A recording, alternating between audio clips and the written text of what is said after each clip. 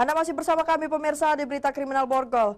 Nekat menyimpan narkoba di rumahnya sebanyak 548 gram sabu. Seorang pria Parubaya di Sumatera Selatan diringkus narkoba Polres Tabes Palembang. Dengan wajah tertunduk, FS 53 tahun warga Jalan Pertahanan Kecamatan Seberang Ulu 2 Palembang tak berkutik saat diamankan petugas. Tersangka ditangkap karena kedapatan menyimpan narkoba jenis sabu seberat 548 gram asal Provinsi Riau yang didapatnya dari pelaku John.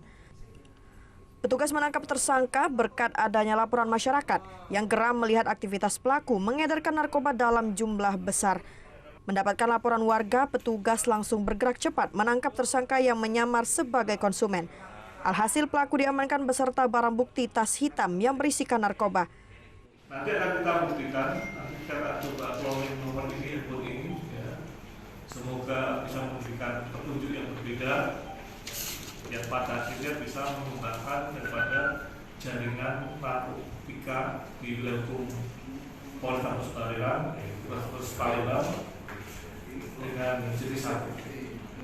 Atas perbuatannya pelaku dijerat dengan pasal 114 KUHP Junto 112 KUHP nomor 35 tahun 2009 dengan ancaman 20 tahun penjara. Dari Palembang, Muhammad David, iNews melaporkan.